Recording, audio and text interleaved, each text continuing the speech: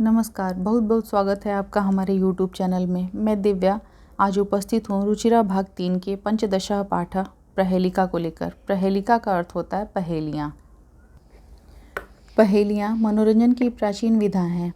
ये प्रायः विश्व की सारी भाषाओं में उपलब्ध हैं। संस्कृत के कवियों ने इस परंपरा को अत्यंत समृद्ध किया है।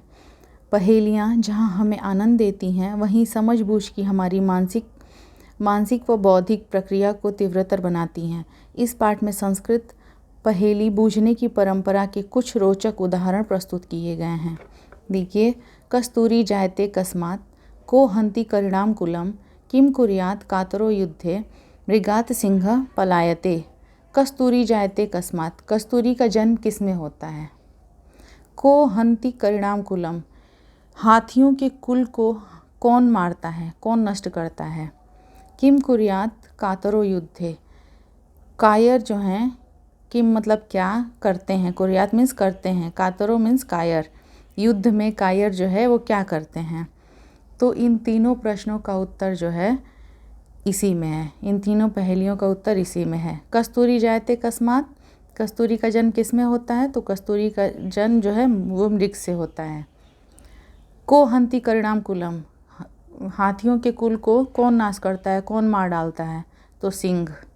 हाथियों के कुल को नाश करने वाला कौन है? तो सिंह। ये आंसर है।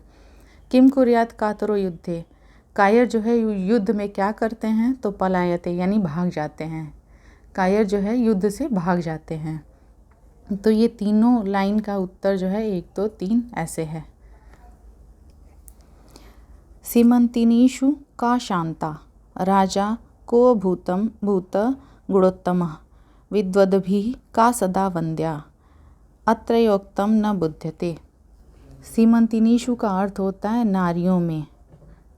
नारियों में का शांता, कौन सबसे शांत है? राजा को भूत गुणोत्तमः, राजाओं में सबसे गुणी कौन है?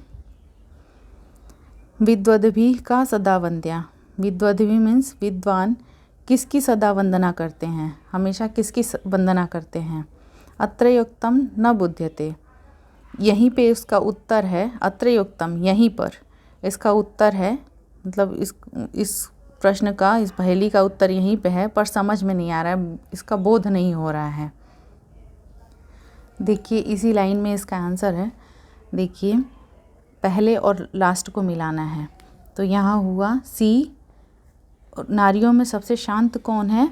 तो ये सी मिलाएंगे और प्लस लास्ट में क्या है? ता, तो सीता। नारियों में सबसे शांत कौन है? सीता।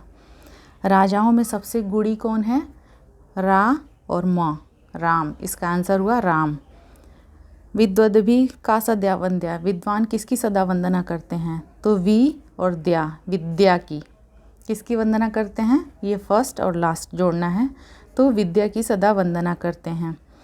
अत्रयोक्तम यहीं पर उत्तर था, पर समझ में नहीं आ रहा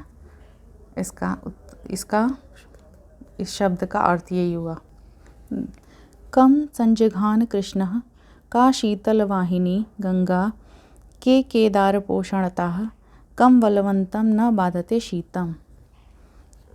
कम संजघान कृष्णः, कृष्ण ने किसको मारा? कम संजघान, कृष्ण ने किसको मारा? का शीतल वाहिनी गंगा, शीतल जलधारा वाली गंगा जो है वो कहाँ बहती हैं? वाहिनी मीन्स बहती हैं। शीतल जलधारा वाली गंगा कहाँ बहती हैं?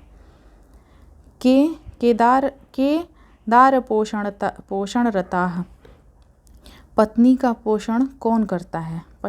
पत्नी के पोषण में रत कौन रहता है? कौन पत्नी का पोषण करता है? कम बलवंतम न बाधते शीतम, किस बलवान को, बलवंतम मतलब किस बलवान को, न बाधते शीतम यानी सर्दी जो है, ठंडी जो है बाधित नहीं करती, ठंडी नहीं लगती, अर्थात ठंडी नहीं लगती। तो इसका उत्तर हुआ, ये देखिए, कृष्ण ने किसको मारा? तो ये कंस यहाँ जुड़ जाएगा, ये और ये। कृष्ण ने किसको मारा? कंस को। इसका उत्तर यहीं पे है। का शीतल वाहिनी गंगा, तो गंगा जो है कहाँ बहती हैं, शीतल वाहिनी गंगा जो है वो कहाँ बहती हैं, तो इसका उत्तर है का और शी, काशी में। ठीक है। और कौन जो है अपने पत्नी दारा पोषण मतलब पत्नी का पोषण कौन करता है, तो इसको मिला देंगे, ये केदार पोषण था, इसको पूरा मिला देंगे। यानी किसान जो है अपनी पत्नी का पोषण करता है। इस ये के जो है अलग नहीं रहेगा, इसको पूरा मिला देंगे तो इसका आंसर हो जाएगा ये पूरा शब्द।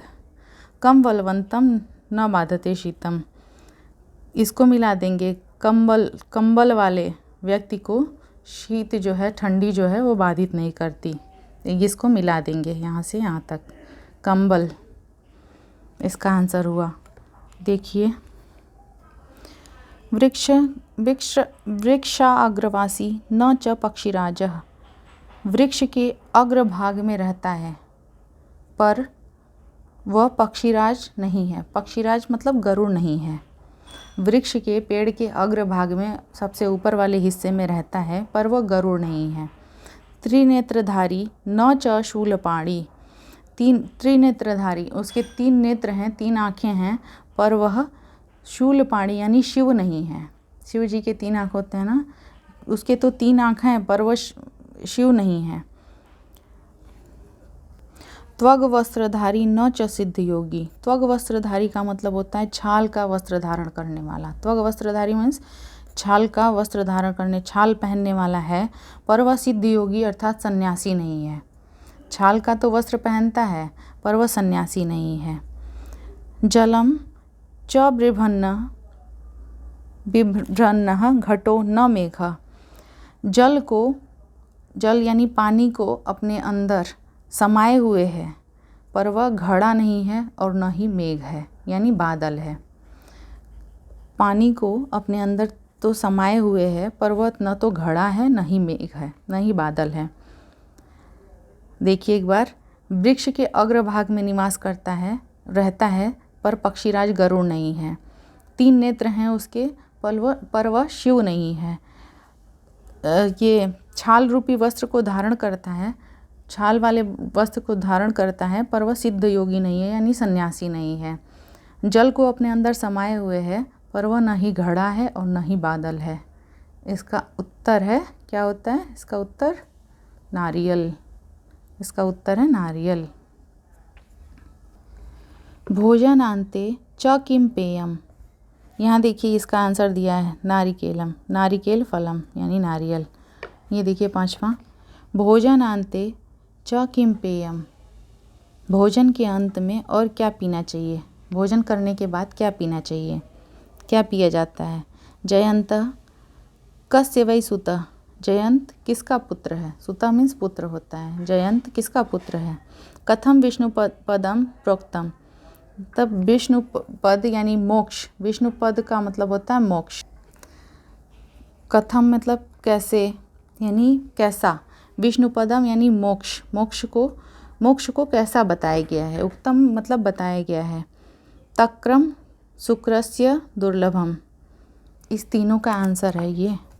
भोजनान्ते, तक्रम मीन्स छाछ, शुक्रस्य मीन्स वो शक्रस्य इंद्र, और दुर्लभम मतलब दुर्लभ।